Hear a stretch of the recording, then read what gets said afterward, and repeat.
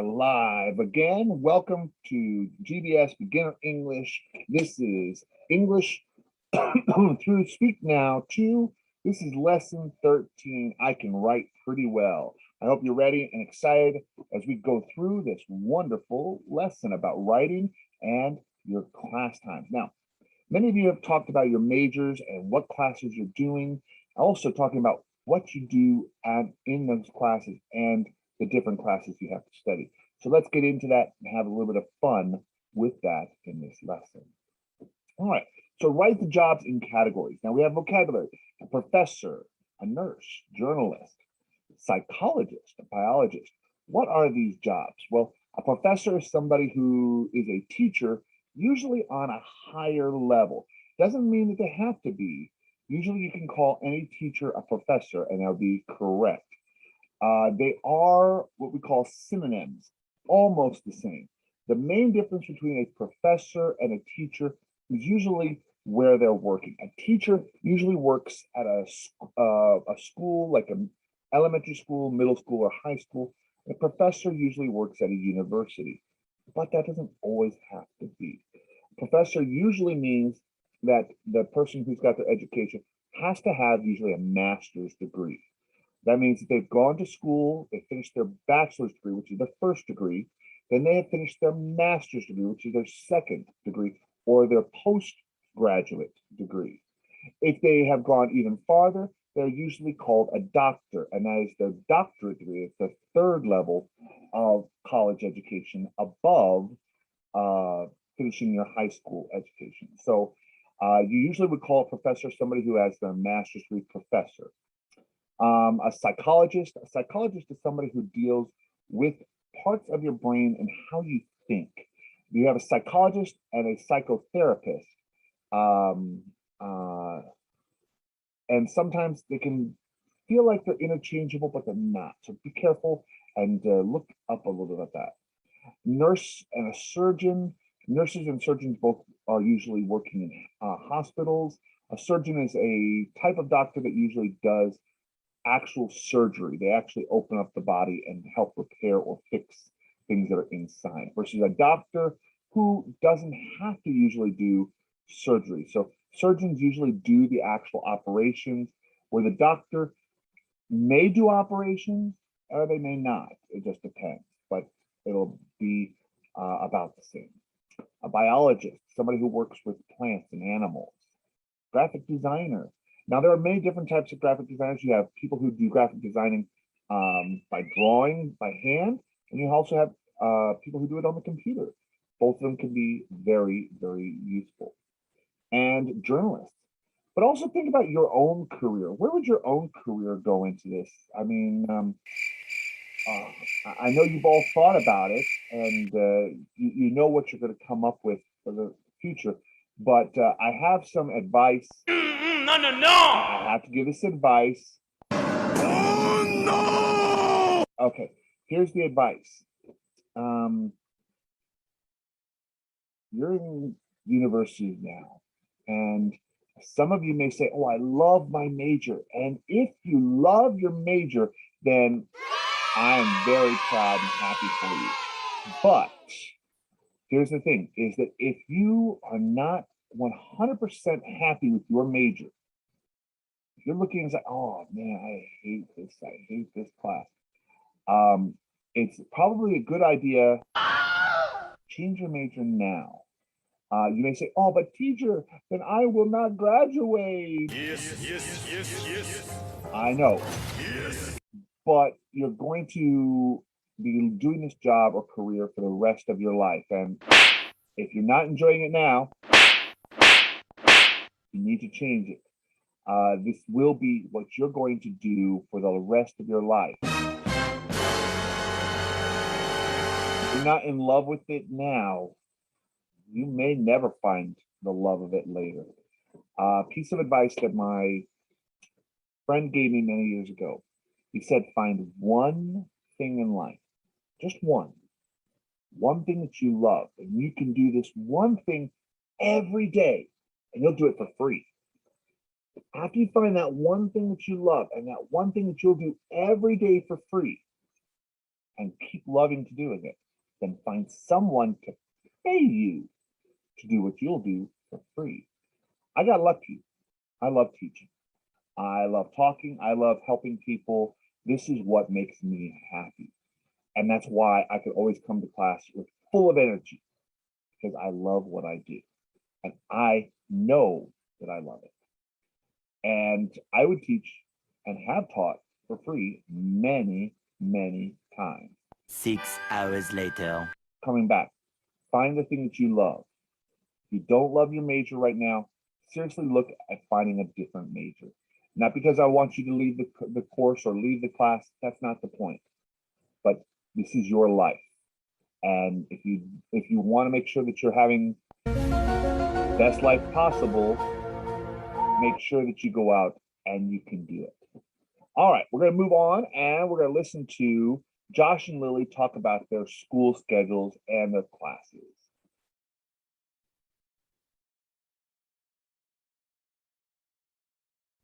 So, how's school going? Well, I'm getting mostly A's and B's, but I'm not doing so well in Portuguese. I'm not very good at languages, I guess. No one is good at every subject. I suppose. So, are your classes going okay? My accounting class is hard. I don't think I'm very good with numbers, but my literature teacher says I'm a good writer. You'd make a great journalist. As long as I don't write about numbers. All right. So they talk about how each person has different things that they're good at. Josh is good at writing, but Lily's not good at languages. Everyone has things that they're good at. When I was in college, one of my best friends, she was a interior design major, and she was always upset because she was getting C's and low B's, C's, and D's in her class. And she's like, I know this material. I don't know why I'm not getting A's and B's. I said, well, it's because it's in English. She was from Mexico. So for her, all the classes were English classes. And every test was an English test. And she was good at English, but the tests were very, very difficult, even for English speakers. And so the fact that she was getting C's and B's in another language, that says a lot. So don't beat yourself up too hard. Some classes people are good at, some people are not. All right, we're going to listen to that conversation again, and there's an extra part to the conversation. Go ahead and add it. So, how's school going? How are your grades?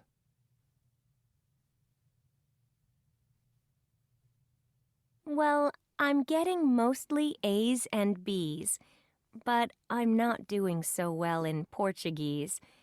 I'm not very good at languages, I guess. No one is good at every subject. I wouldn't worry.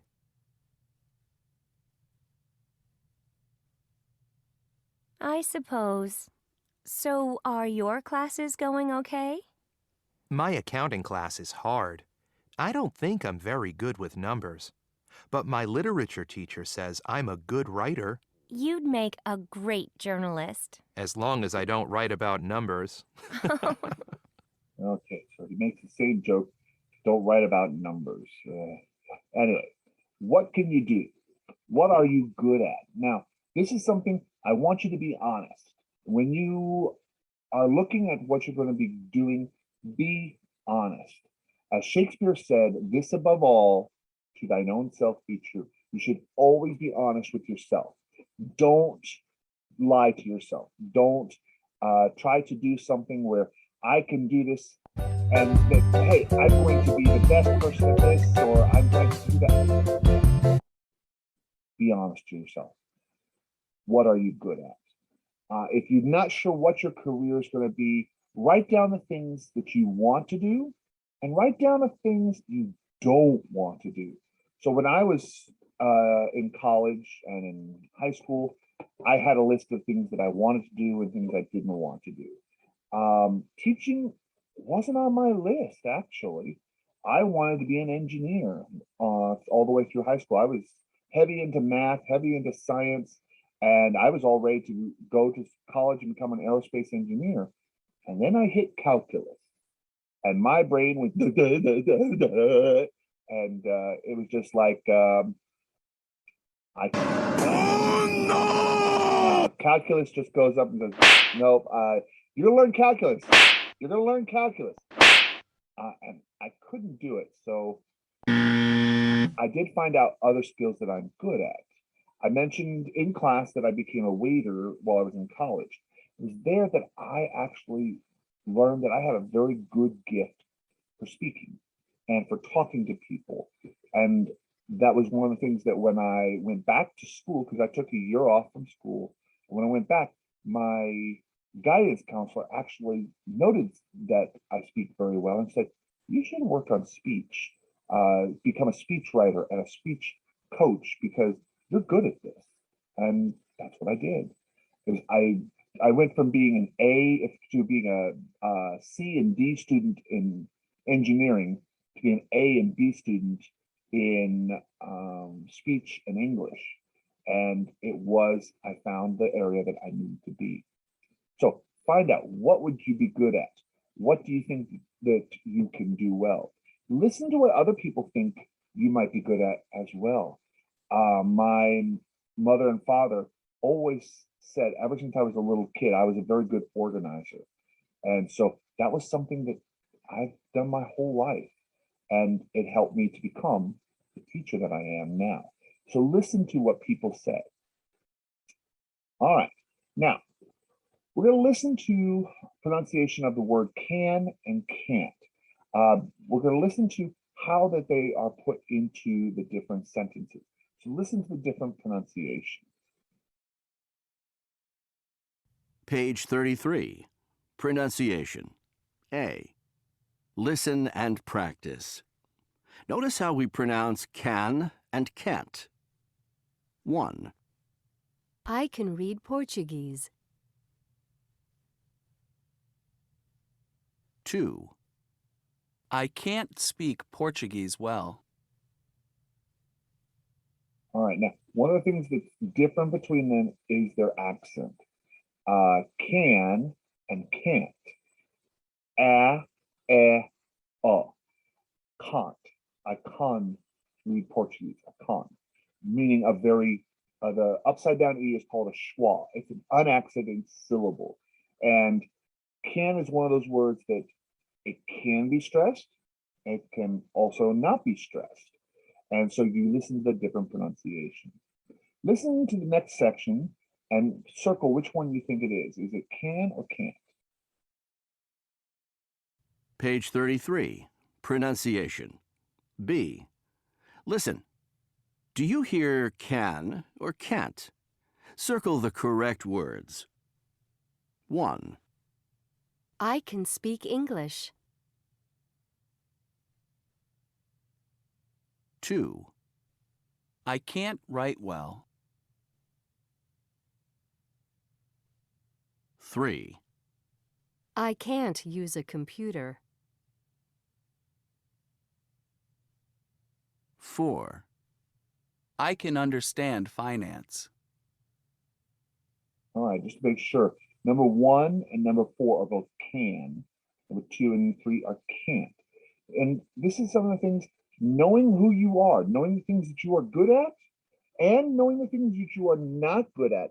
That is very important. Self-awareness is important. And I will tell you this all right now. All of you speak English well. I've been listening to you in class.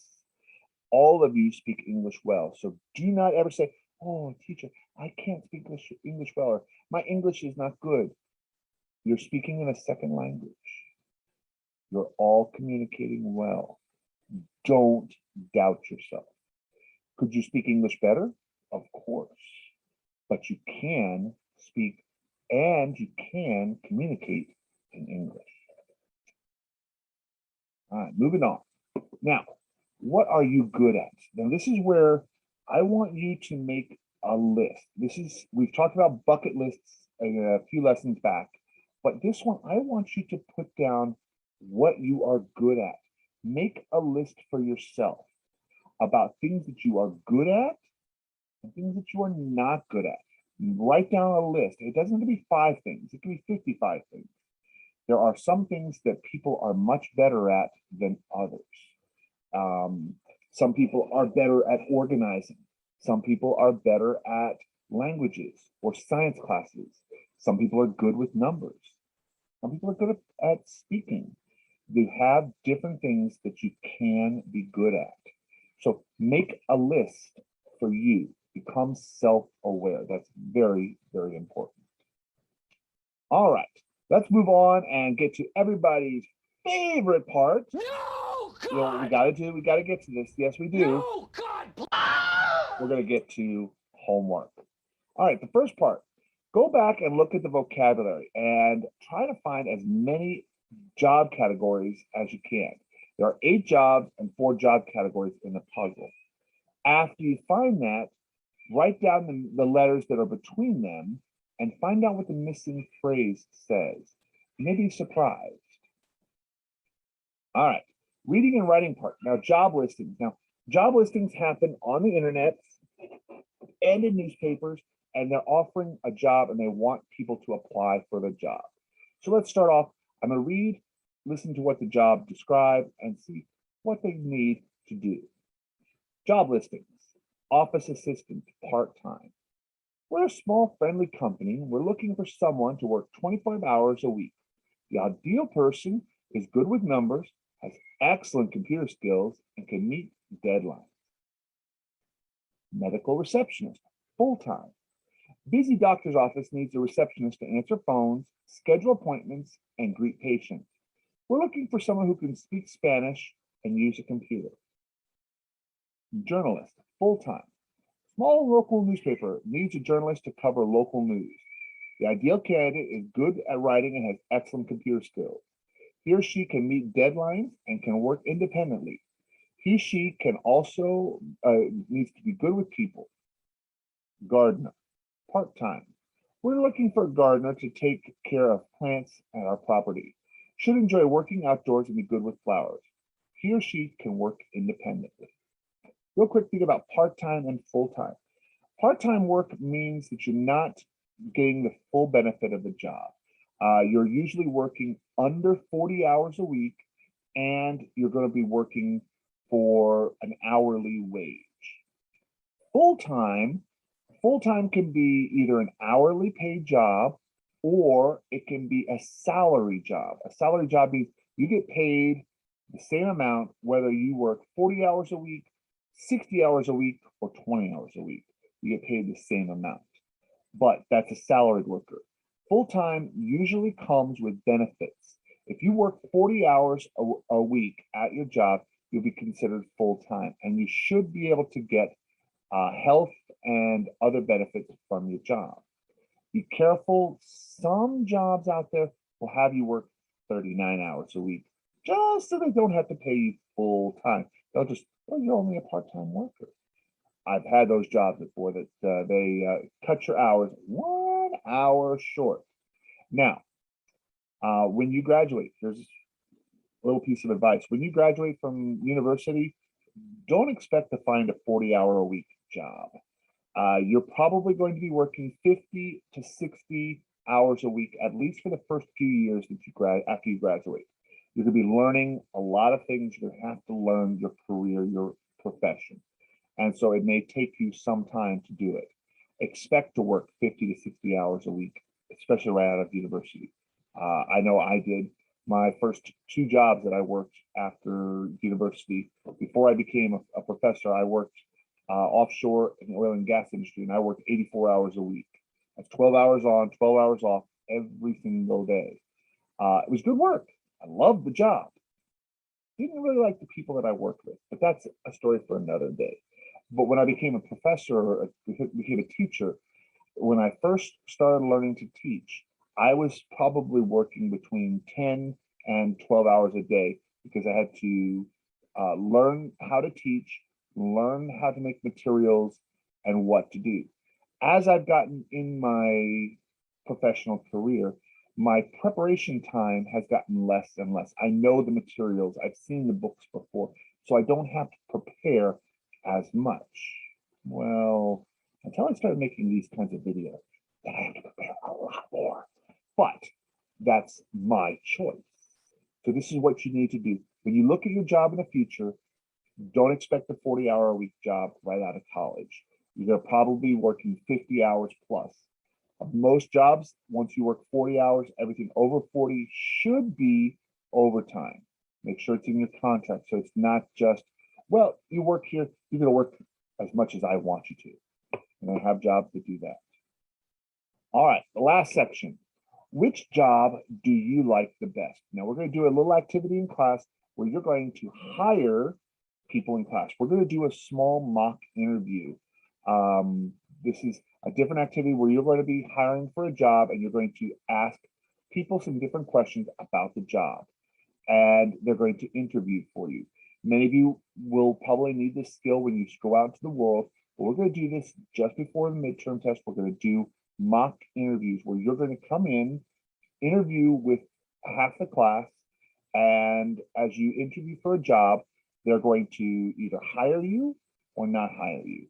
And think about the jobs that you want and the skills that are good for you. What are you good at?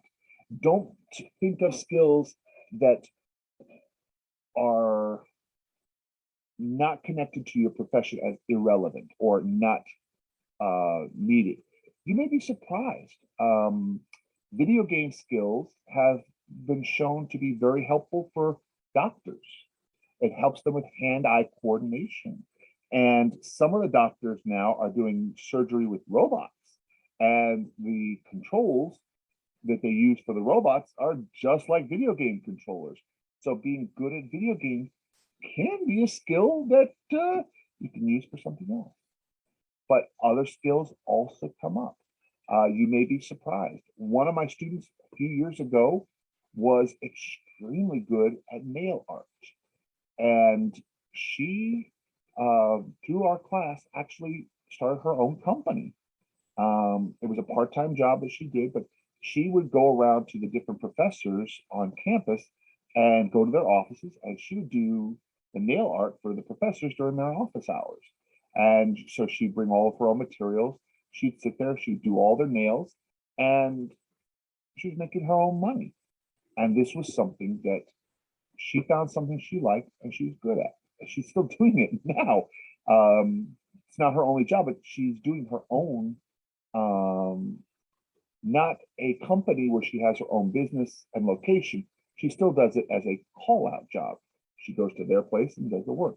Well, what kind of jobs would you be good at? Think about that. Write it down here. What jobs you would like and what jobs you don't like. That's where that list I do want to do and don't want to do. Being self-aware is very important. All right, well, ladies and gentlemen, we have talked about fun jobs, things that you can do. We've talked about some skills that you might have. Hopefully, this gives you at least a little bit of help for your career in college. Have a great time, and I will see you next time in class. Have a great day. Bye-bye.